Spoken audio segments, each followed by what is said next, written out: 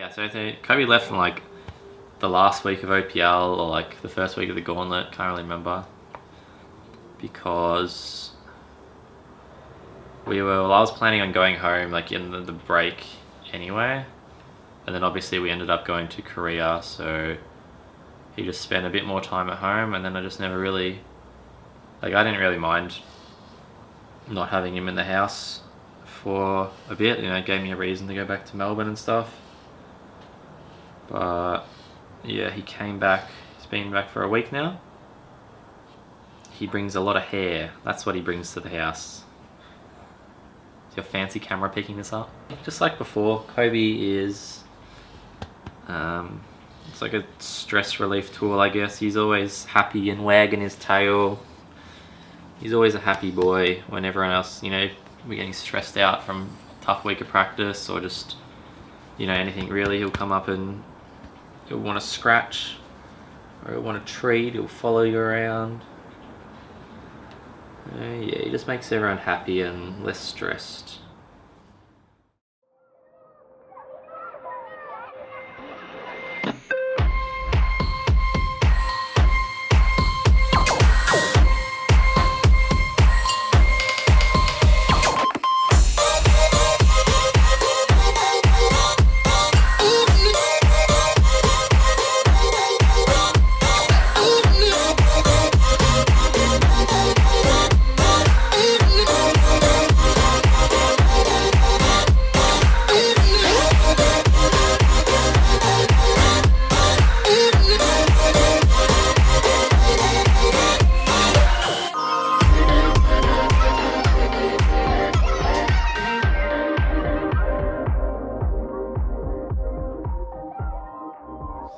Can I get some chips, mate? I'm hungry.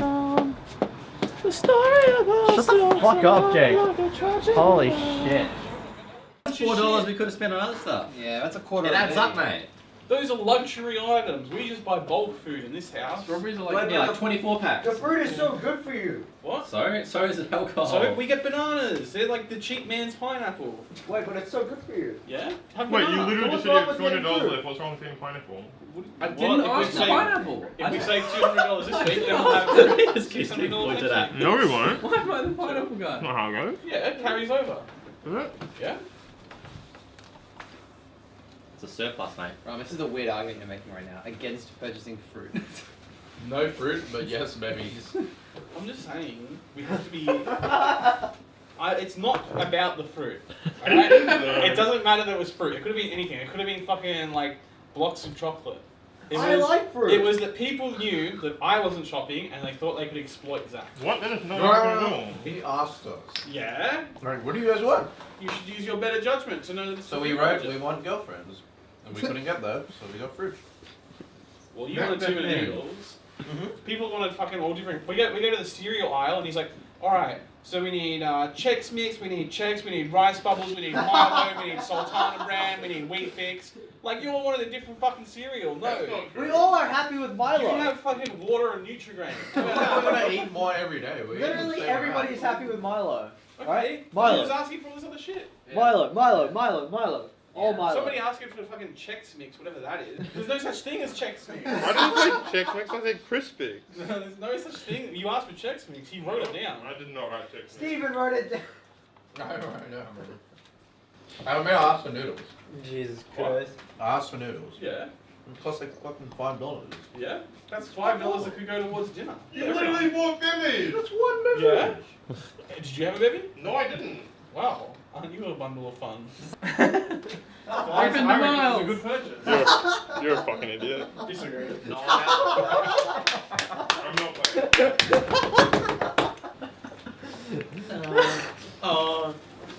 This agreement was the greatest thing to ever come out of this house. By far most lower. It's the by far.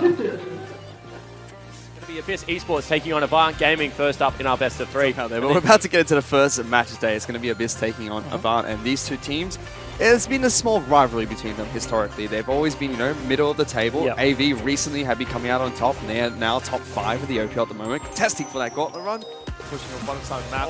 They're going to lock down Ray. Pops the ultimate very early. Flashes out of the fight to kick things off. Seb throws out the ultimate. That's going to lock everyone from AV down. The root's too strong. Temper Fate getting 3 as well. Series has joined that fight. He's going to take it down really low. It will be Rosie that falls first, but Jake will fall slightly off. The double kill picked up by Rosie. Temper Fate only going to lock down Jake. Blinky's able to get out of that one. Deal some damage to Pabu, but they lock down the support. First kill gets taken out there. Series in the back line. Pops the ultimate. Gets a good one, but he's forced to flash away straight after that. Sonya's loose by loose. They catch Blinky. He's dead. Big pick from Rosie. Still looking forward to the magical journey. Clean up crew. Incoming. Double knockup. Series going to fall as well. That's a double for Gaston and a double for the Zaya as well. Nexus is going to fall with that Abyss. Pick up game number 1 over AV. Stunning quite a few people back at home. We'll either pick it away or we'll ban it. No. We don't need to tunnel so hard on it. No, I mean like it's okay. Like no, I mean we don't need to tunnel so hard on it. I mean that doesn't hurt for us to play Zaya as well. Zaya. Yeah, Zaya was a good pick for them. I thought it was really good. Like I learned a lot about. Yeah. Well, I mean, we've been playing all week, not playing against a comp like that. I think it really showed, like, throughout the game, we learned how to play against the comp, but by then it was kind of too late. Yeah, pretty much. Sucks. But yeah, I think actually it wouldn't have looked bad if we identified what we're supposed to do. So we should look like pillars and then try to ult one of the tanks and then just blow them up with like all the armor shred that we have, and then just back up and just keep doing it. Yeah. That's what I said. I said it took until around 22 minutes before we actually vocalized how a team fight's meant to go. Yeah. Before that, we were just kind of playing them as if they didn't have Bard and 2 tanks. But you said playing Wukong against Bard is pretty damn difficult. Playing against their whole comp is like. Yeah. No, their comp was actually very good into us. Yeah, I didn't see it in Champs League, but once you saw the fights play out, it's like, hey, they can actually deal with what we're trying to do very well. Yeah.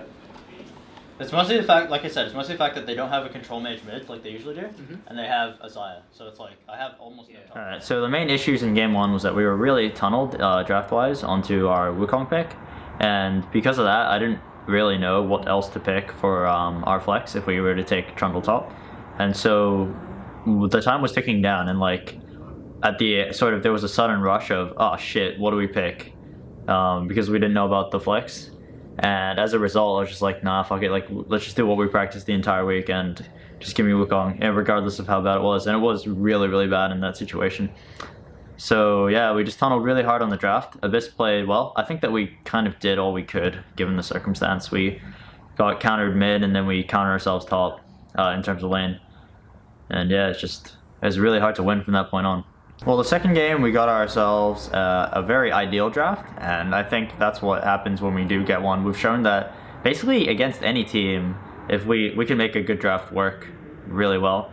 And so I'm not sure if that reflects well or bad on us, because it seems like without that really good draft, we just don't really win. And yeah, I'm not sure if that's like a poor reflection on us, but it seems to show that we can at least play well with a good draft. Immediately cancelled.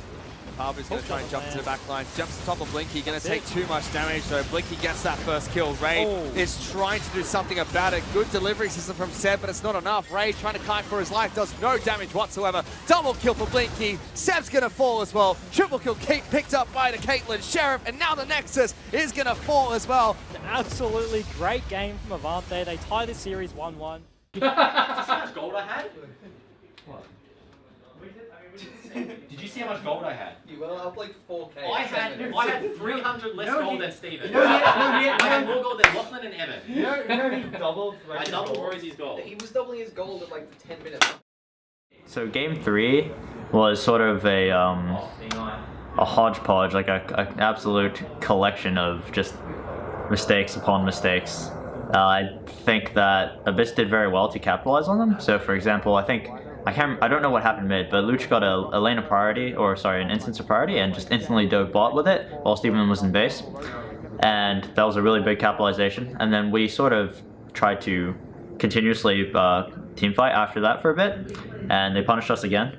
And it wasn't until after that one point where I just sort of sat back and was like, all right guys, we need to just farm and like wait for our power spikes. And then we pulled off a really insane team fight in the mid game and got Baron, and we're in the driver's seat.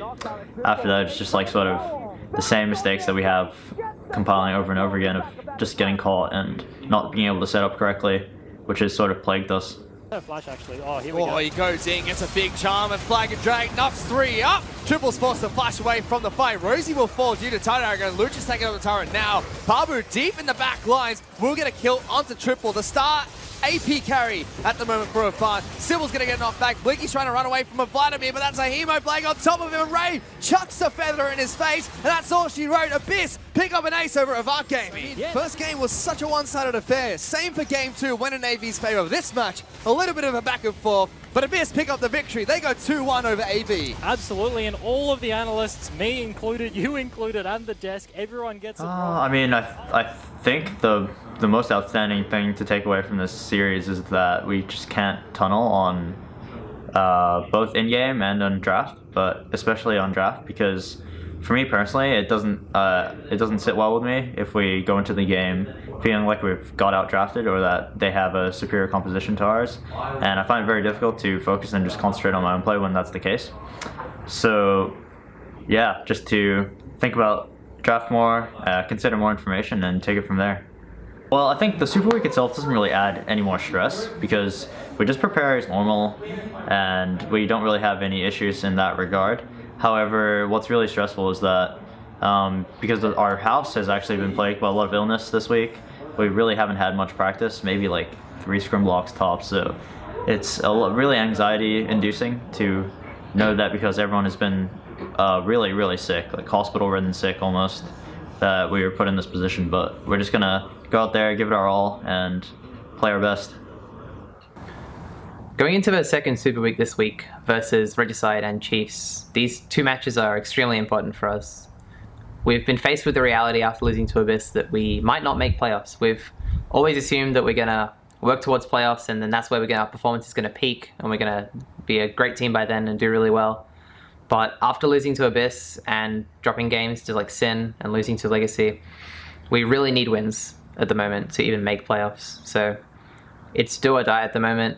Practice hasn't been the greatest. People have been sick.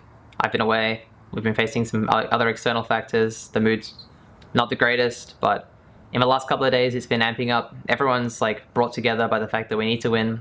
Our mindsets have improved. We've learned a lot from last week. We're not going to come in cocky this time. We're very humble. We think we definitely still have a good understanding of the patch. We should be able to win this weekend. We can definitely take it versus any team. And although our confidence has been shaken a little bit and we're a bit more anxious, we definitely are still coming in with a lot of strengths.